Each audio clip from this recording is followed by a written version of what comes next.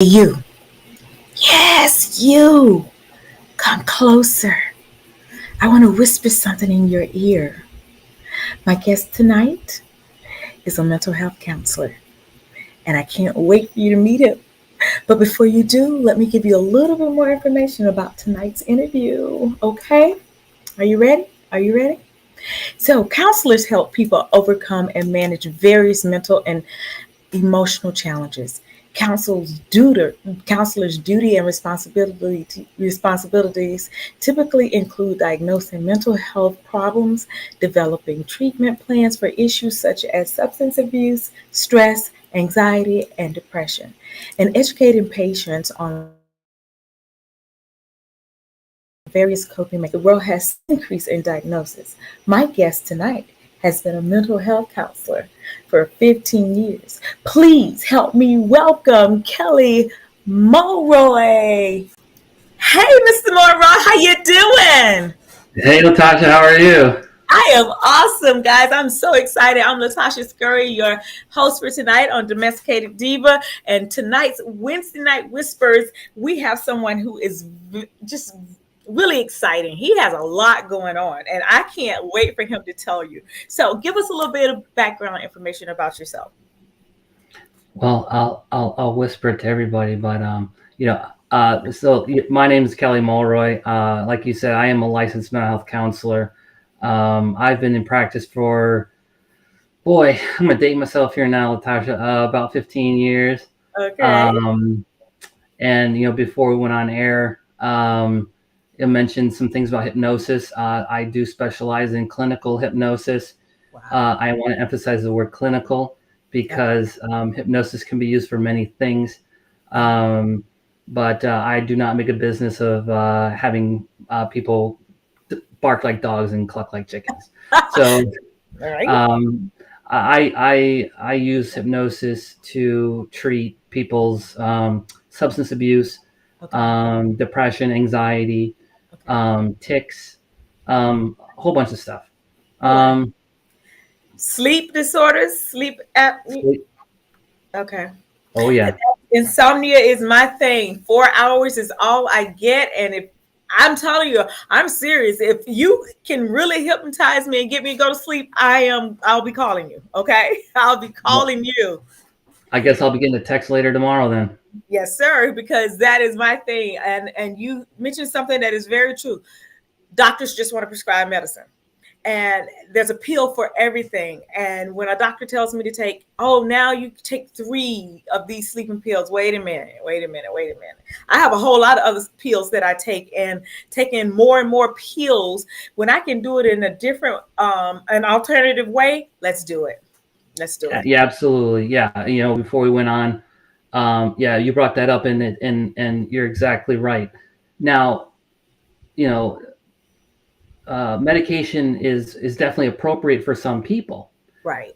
But let's make one thing very clear, that and I do not claim to be any kind of medical expert regarding medication because, like I said, I am a licensed mental health counselor. However, Okay. in my experience, being a counselor for 15 years and talking to people, other doctors and clients and things like that nature, the emphasis is to realize that not all times and not all situations is Mhm. medication the way to fix Okay. something.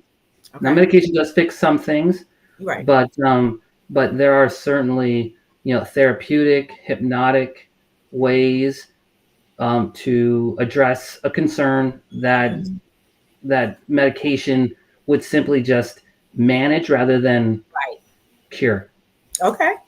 Well, so you're based out of Tampa because we're in Right. Tampa, Florida, Yeah. right? Yes. Yeah. And you got to tell us a little bit more about your background because you have 2 of the cutest kids I have ever Mhm. seen.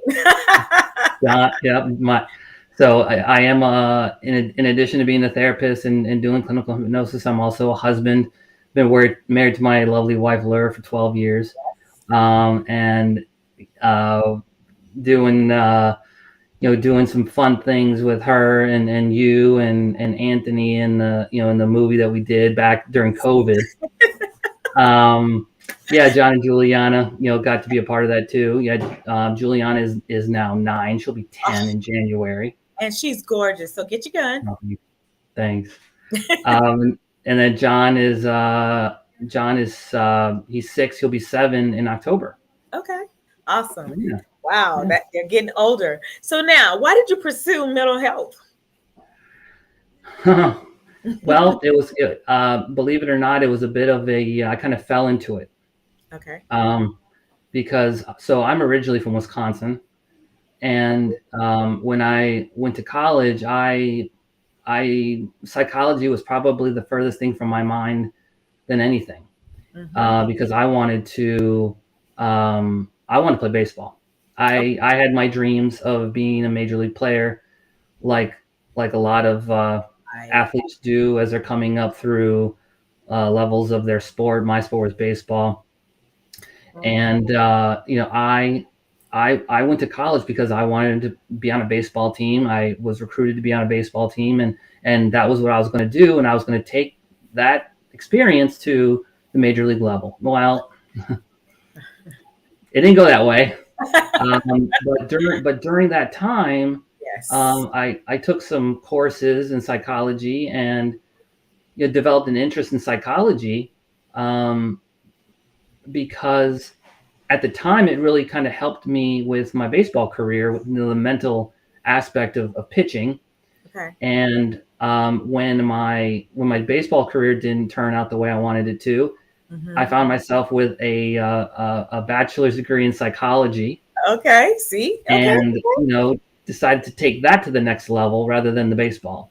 All right. Now I have a question on the chat. It says, "How early do you recommend young people seek counseling?" Well, I think counseling is something that is done um, immediately. No different than if you've got a sniffles or you got a cough, you go to the doctor and get it checked out, right? Mm-hmm. With psychology and mental health, it's much different, right? It's Right. not so easy to spot Okay. a cough or a sneeze in mental health. What coughs and sneezes in mental health is anxiety and depression, Okay. right? So it's a little bit more difficult to realize, when's a good time to go in. But I think as soon as you realize, Mm-hmm. that you're having, you're experiencing some anxiety and depression, I think definitely immediately Okay. call and get some help, because it's never too late. Mm-hmm. It's never too early Okay. either to Okay. catch Yeah. something like that. Right. And working in education, I see it a lot of times, and sometimes we do miss it. But the earliest signs are when you see a change in a kid's behavior. That should be Mhm. some kind of sign that they might be in crisis, and not everything is a crisis, but at least investigate so that we can get the help that the kids need. Now, I have a question for you. So since we've been in COVID, have you Yeah. seen an increase in your patients? Really? Across the world, Okay. the research. So here's a scary stat to consider when you're talking about, uh, how soon should I go in and talk to someone? And this is from anyone ages 5 up to 65. Okay. Um, so when COVID hit in 2020 and everyone was adjusting to all the changes, Hmm. depression and anxiety, just those two, rose 250%. And due to everybody being locked inside and can't get out and having to face the demons that they haven't faced before, and that's what brought an increase in mental health issues. Okay, so is there a specific age group that you saw more than another age group? Yeah, definitely. Um, uh, in my experience, we're 24 months since lockdown. Okay. Um, I in my practice, I've seen the biggest increase between the ages of 20 and 26, Wow.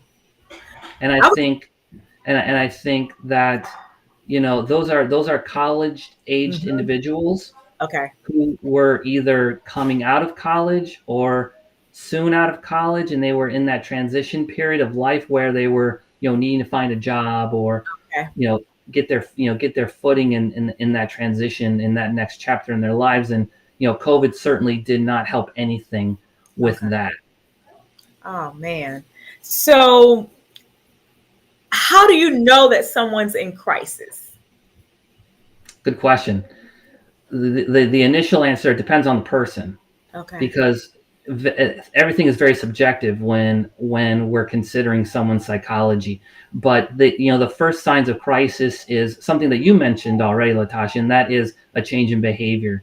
If you Okay. notice someone doing things that are just not even close to their normal, Mm-hmm. um, you know, going back to COVID, what COVID did with the lockdown is it changed. It caused the very social people Right. to have to struggle with Okay. the requirement of being in social. Okay. And so, you know, now as COVID has starting to lift, Okay. um, if you don't see those people going back to their regular social lives, and they're still in that, that in social, that introverted, that isolated is really the term that we use. Okay. That isolated behavior, Hmm. that definitely one thing to be very wary of. Now, how do you get somebody to open up? Because I work in with kids, and sometimes it's just hard to get them to talk about it. And I think one of the biggest fears is, okay, you're going to call a social worker, and the stereotype is somebody's going to take me away from my family versus try to get you the help that you need. So, how do you get Yeah. people to open up in your line of business?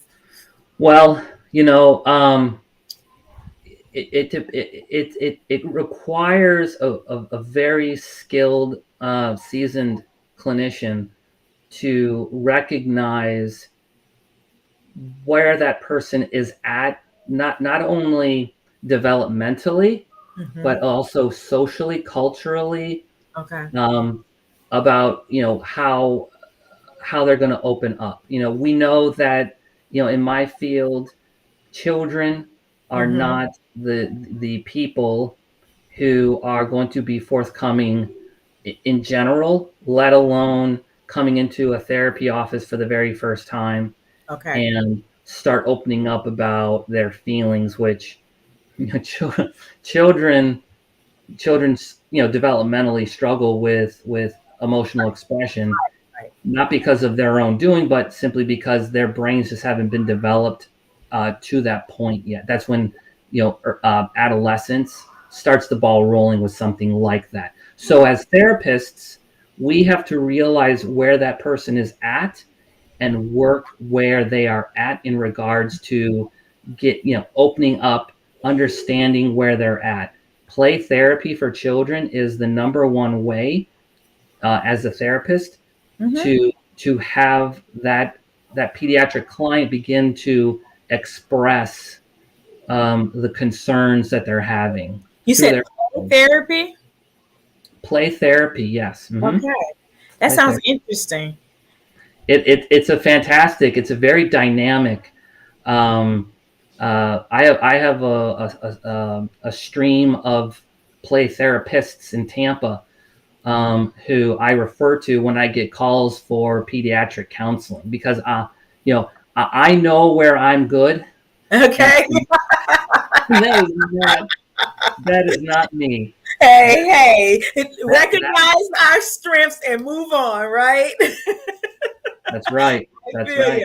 Now, it seems like the young man that's in the chat, it, I have not given him my questions, but he has my next question. So I'm going to put it on the screen. And our patient seeing via telemedicine. Oh my gosh, more than ever. More than ever. One good thing that Hmm. has come out of COVID Okay. is the recognition of distance counseling for people Okay. who usually were not able to get Okay. to it. Okay. And I'm going to jump on a soapbox here for just 30 seconds Go ahead. because the insurance industry up until COVID had done a Okay. horrible job Okay. at at allowing their members to get telemedicine, teletherapy, Okay. and then consecutively cover it. Okay. So yes, patients And you are saved definitely lives via telemedicine because people who were initially not able to get to you were able to get to you now. So telemedicine has actually helped in this industry. it absolutely has. It has allowed that client for whatever geographical reason. Hmm. We know that anxiety, people who suffer from debilitating anxiety, such as agoraphobia or generalized anxiety disorder, Right. Right. it is a task for Okay. them to leave their home and go somewhere brand new. Okay. That's anxiety provoking in Oh itself wow. I'm so because excited to hear this. telemedicine Hmm. has become a in some cases a first line of defense for people to get services. The telemedicine process has removed many of those barriers so that these types of clients can get actual treatment now Right. instead of I've heard cases of people having to drive in hours and hours away and staying with a family member just so they go to a counseling appointment. Okay.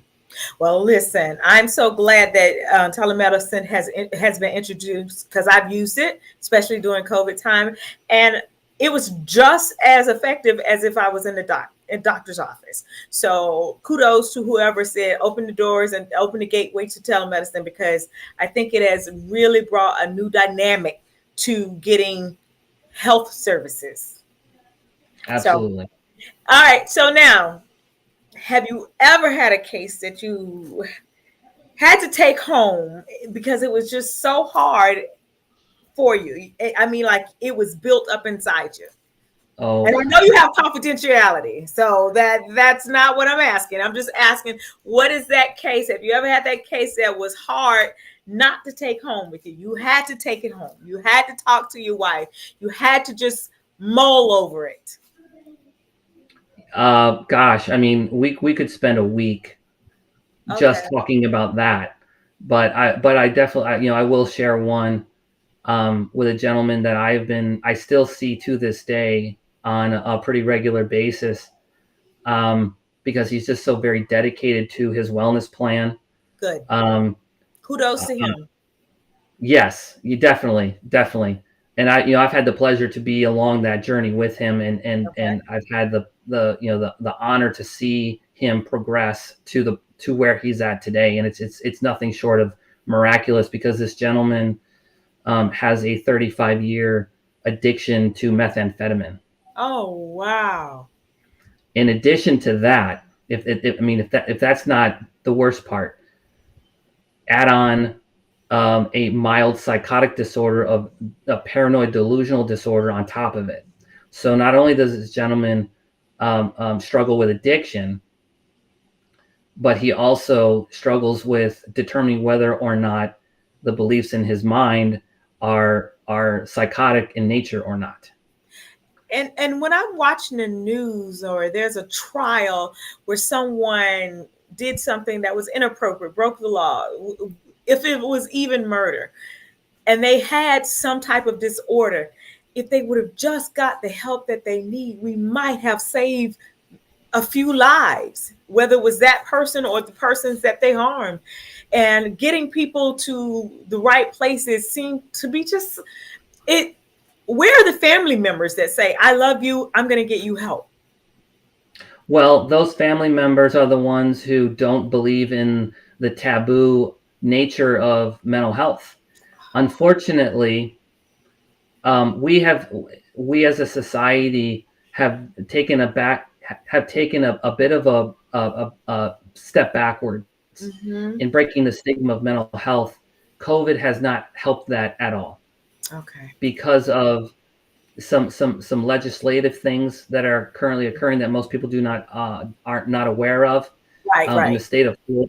state of Florida, for Okay. example, where we live, it is now um, in talks and in Tallahassee that persons um, over under the age of 18, Mm-hmm. over the age of 15, Mm-hmm. uh, are required. This is a new requirement that's in talks. Required to get parental consent to go to counseling, which is Mm-hmm. something that was not in place before. If you were 16 years or older, you did not need a parental permission to go see a counselor. Why are we putting restrictions on getting the help that we need?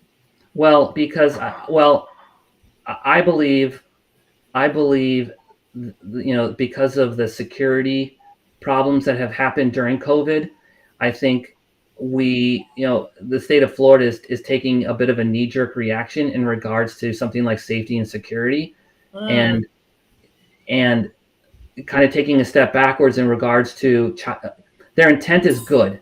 mm-hmm, Okay, their mm-hmm, intent is good to keep the children safe, but when you involve a, a possibly biased parent. mm-hmm. Maybe that parent had their own bad experience with counseling. Maybe they have their own theory about counseling and that it doesn't work or it's no good. But you have this child that maybe has been wanting counseling for 3 or 4 years and just wasn't able to get it. Turning 16 in the state of Florida allowed that child to finally go get the help that they've been looking for without parental consent. That is now possibly being stripped away yet again. But if you look at statistics, shows that even if you're not looking at statistics, if you're just watching the news, young people, most of the people that shoot up schools are in that age group.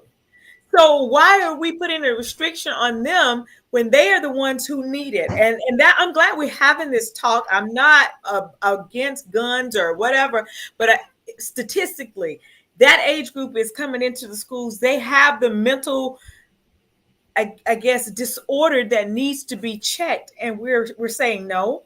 We're saying put a restriction on it. I didn't know this. Yeah, I didn't know. yeah, So how do you separate? it.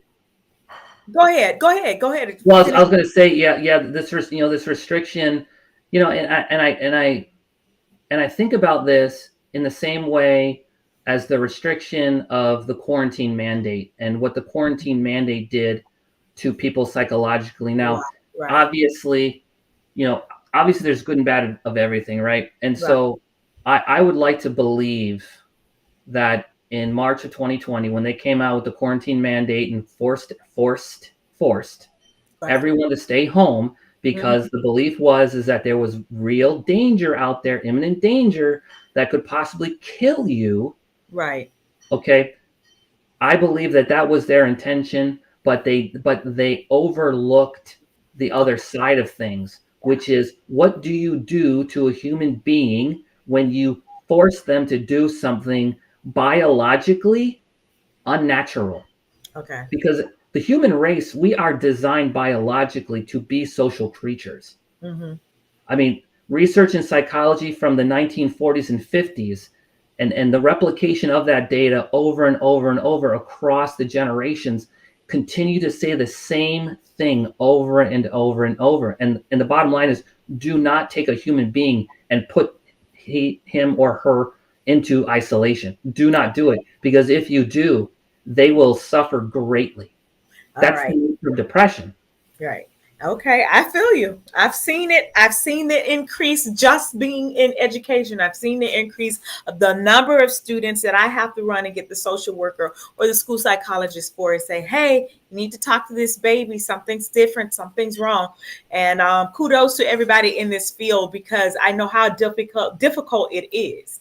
I really do. So, with that said, how do you separate yourself when you're home from your personal time for your own mental health? How do you separate this? So yeah, so how do I do my best to keep that 30-year, that case of that gentleman with a 30-year addiction to meth and his Wow. delusional, his paranoid delusional disorder. How do I do that? Well, it's the same way that my clients handle their stress, and it's about having very good coping mechanisms. It's about having support. It's about what I reference as a good cognitive lifestyle, an effective cognitive lifestyle, because I have to do my best, and all my colleagues in this field, we all have to do our best to decompress Hmm.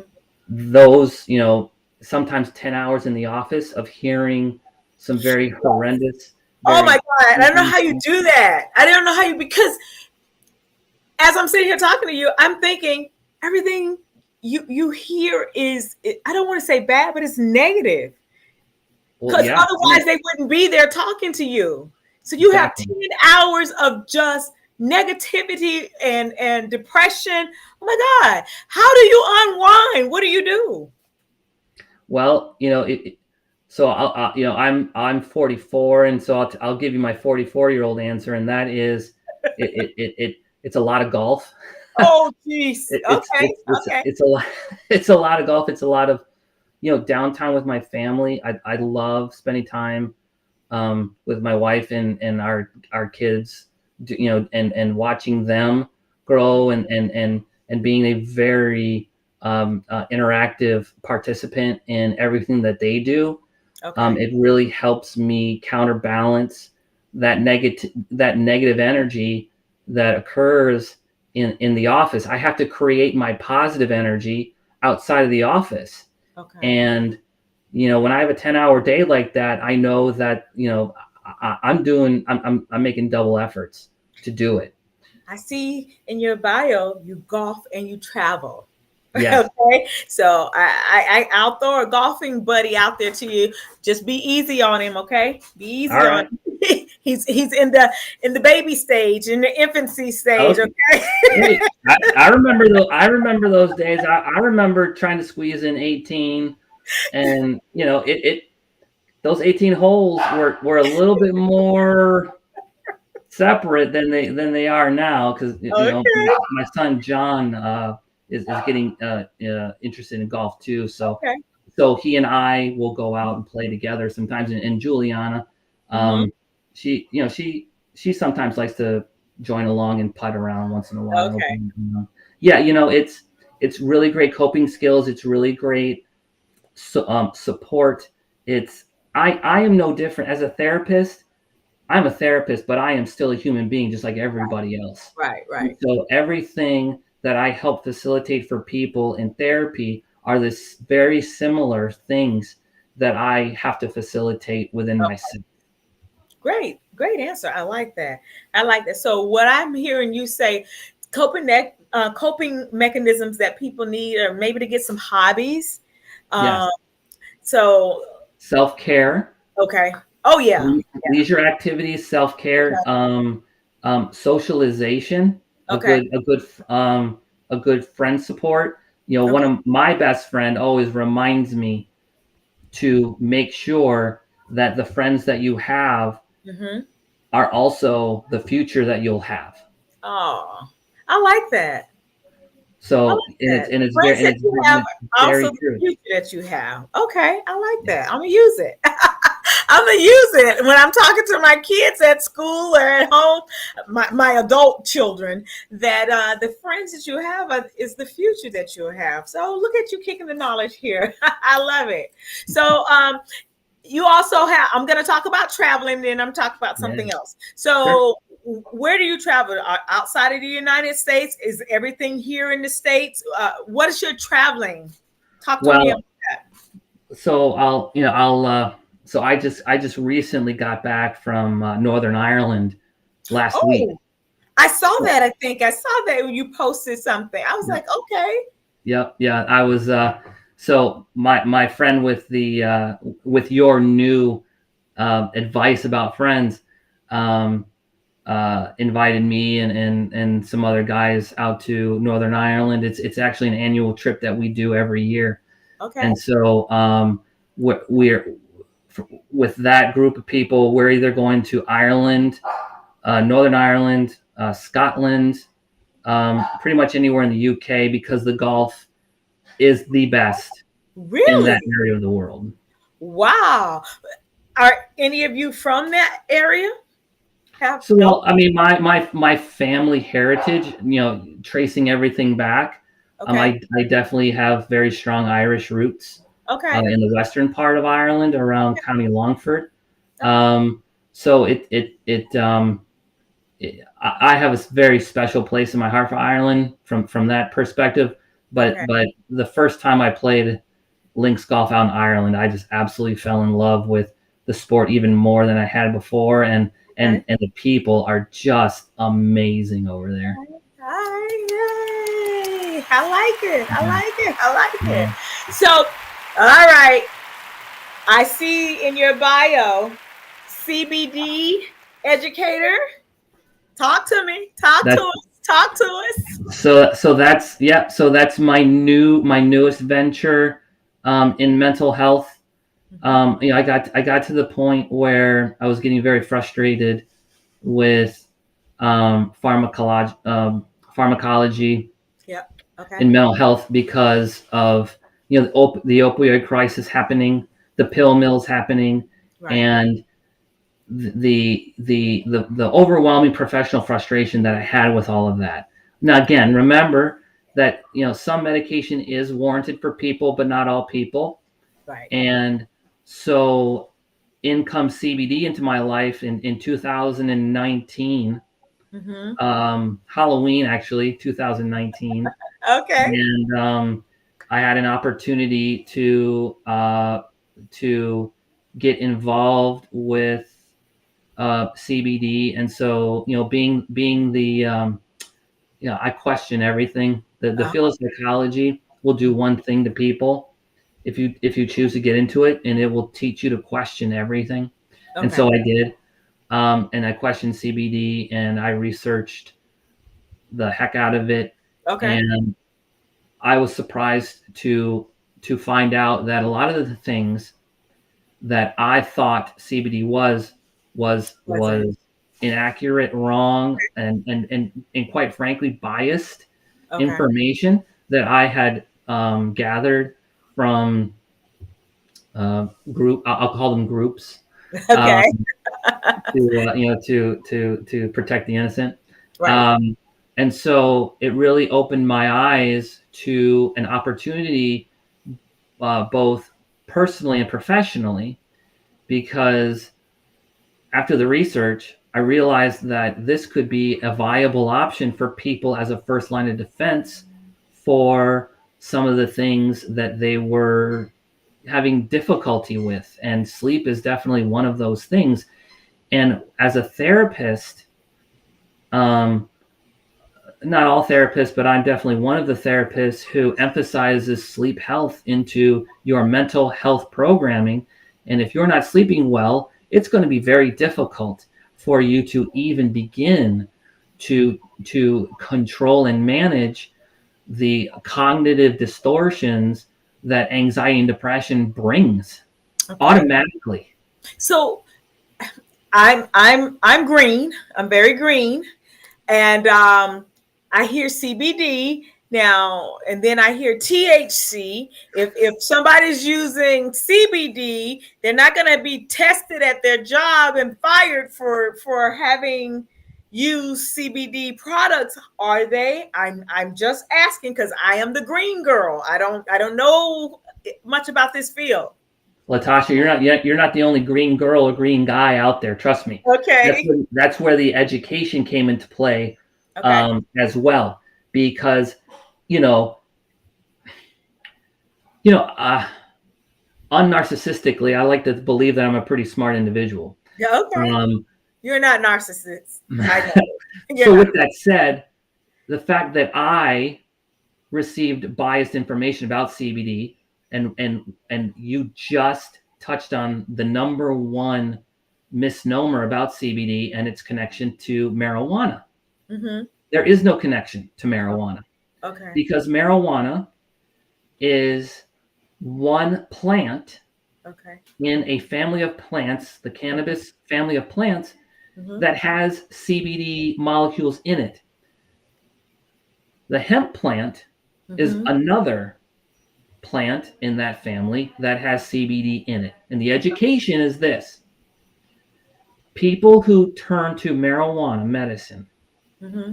if they're looking for healing, they're picking the wrong plant, Oh, okay. because marijuana makes us feel, not heal.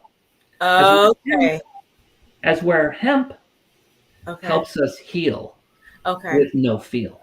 Okay. Oh, look at you kicking the education tonight. Got it. I get it. I get it. I get it. And I never made those associations, because I'm Well, the green girl. and here's the thing, okay? The organizations out Mm-hmm. there Okay. are not doing the general public a service with the truth. And Mm-hmm. so when it comes to CBD, it's people like myself and the other 1,800 of us across the country, from Alaska to Puerto Rico. We are a group of individuals who want to know the truth Okay. and care about other people knowing the truth, because what everyone needs to know is that in regards to some of your difficulties, and it's not just psychological, Mm-hmm. CBD, hemp-based CBD, can be your first and possibly only defense, Okay. without even going the pharmaceutical route. And that was my stance as I brought it into my practice for my clients, because I week after week, session after session, month after month, oh, Kelly, I had to go up on my Paxil, I had to go up on my Wellbutrin, I had to go up Mm-hmm. on my Xanax. I hear you. I just told you before we started. My doctor is like, take 3 sleeping pills. I'm like, what? What? All these pills I'm the person, and I'm only 50. I have the box that has Monday morning, Monday through Saturday, or Sunday through Saturday, afternoon, evening, and then bedtime, with all these little pills in here. I'm like, okay, enough with all these pills every week, taking and dumping pills in there. I need something different. So we will have a side conversation, because we did buy into the CBD. I have been reading. My husband has not been reading, but I have been reading, and I told him to send me the password so that I can set up the website, so I can get some, more information, and start to really. Someone saying hi. Amit is saying hi to you. Amen. And so I, I really want to venture into this and get more information. Okay. You know where to find me. I do know where to find you. Now, how can everybody else find you? Well, so I have my counseling practice is called PAR Counseling Services, PAR Counseling Okay. Services.com. So you can go to parcounselingservices.com, and you can send me an inquiry, Okay. and I will get it right then and there. And I do my best to respond to all the emails off the website, Okay. asking questions about anything: Okay. marriage counseling, stress management, a Okay. drug addiction, alcoholism, sleep Awesome. problems. Yep. Um, you name it, I will address it. Okay. So you can reach me there. I'm on Facebook. Okay. It's Kelly Mulroy. My name Okay. is on the screen. Don't worry, Um, I'll link it, everything in the description when we finish, so everybody can find you. This is a very interesting man, and I see him. I follow him on Facebook. He likes to have fun too. So, guys, follow him on Facebook. Also, if you need his services, it is private. It is confidential, and I think. Amit, you asked what we were talking about. We're talking about mental health services. He's a mental health counselor, licensed counselor for 15 years, and he has given us some valuable information tonight. We've talked about hypnosis. We've talked about telemedicine. We've talked about CBD. We've talked about the age groups of people who are this mental health industry has hit, and need the services, 20 to 26. That's our college kids. That's our college babies. They're trying to figure it out. And I've had personal experiences recently with someone in college who is very close to me who needed services. And I hope people who don't think that, I'm going to tell you this, I'm going to say this with all honesty. There's also a racial divide because I have a lot of African American males, and I'm not picking on you guys, who are resistant to the fact of going to get mental health. Like, I think they feel like they can handle it. But the world has changed. And we need to change with it. And we need to make sure that we are mentally stable to carry our kids further and help them out, be able to recognize when they need help. And sometimes we just need to talk to somebody, and I'll do it in a heartbeat. And it's not, and I say this with all sincerity, it is not my pastor. My pastor is my cousin. I'm not going to him because he better be biased and tell me that I'm right and that I'm okay. So I'm not going to my pastor. So I'm sorry if your pastor is related to you. That is not the person you need to go see. You need somebody who's unbiased, who doesn't know you, and can give you some valuable information on how to just exist. Did I sum it up correctly? Hey, I need to put that on a recorder and just play it on my website, because that you're exactly right. I mean, it is that unbiased perspective that really provides the therapy, because there is so much biasness in and it's well intended, right, in families, but that biased perspective is it stunts what someone is needing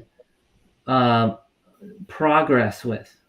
Okay. And that's where us therapists, as unbiased people, can provide a very unbiased perspective about something to create. Therapy is all about perspective and creating a new, different perspective about something. Before we go, I have to ask this question. Is it okay if you are feeling like your therapist is not understanding you, is it okay to switch therapists? Please do. Okay. Please do. I didn't know. Sometimes, you feel like, well, maybe there is something wrong with me and they don't understand what I'm saying, So I just wanted to make sure people understand that if it's not working and you're not getting better, it's okay to move on. Okay? I know you have dogs. That's okay. You bring up a very important point in what people come into therapy for, right? And so it's about recognizing that what you need out of therapy is what you need out of therapy, and it is absolutely okay to tell your therapist, when you get to that recognition that things are just not, the therapy is not providing what you need. It is absolutely okay. And I'm gonna add this. It is absolutely necessary. Okay. That you bring that to that therapist's attention and say, I appreciate your time, but I really need to find someone else, because we're just not moving in a direction. And as a good therapist will, number one, realize that I am not going to help everybody. Okay. That would be like a mother, father bringing in their 5-year-old and me saying, "Oh yeah, absolutely, I got this." You don't have this. That's not your age Right? group. I don't have that. I do not have that, and I am okay with that We're saying that. because we, as therapists, we took an oath to do no harm, Okay. and we have to recognize that we have shortcomings, just like any other person has shortcomings in their craft. Okay. But I will tell you this: I send those people, I send that 5-year old to my colleagues that I know are Good going to job. hit a home run with that client. Good job. Good job. Listen, guys, I'm going to wrap this up. We've been talking 45 minutes, but this has been a great 45 minutes. I would love to continue talking. There are some questions that you need to answer or admit. You might have to go back to the beginning. He really explained what hypnosis is. And I think if you're interested in it, it will give you value to go back and watch the entire segment from the beginning. But guys, I'm going to wrap it up tonight, and I'm going to say thank you to my guest, Mr. Kelly Mulroy, who is a mental health counselor and a very good one. Okay. No, So thanks. guys, I you appreciate can it. find him on parcounselingservices.com. And I will put that in the description box on Facebook and on YouTube. So thank you for watching. If you know someone who has a interesting story to tell them to reach out to me on Facebook. I am Latasha C. Scurry on Facebook. You can also find me on Instagram as Saucy Tigress. Woo! Yes, and I am Nice, on Tasha. YouTube as the Domesticated Diva. Guys, thank you for watching, and please share this segment with anybody who needs it. Thank you, Mr. Melroy. Thanks for having me, Latasha. Awesome. Bye-bye. Bye.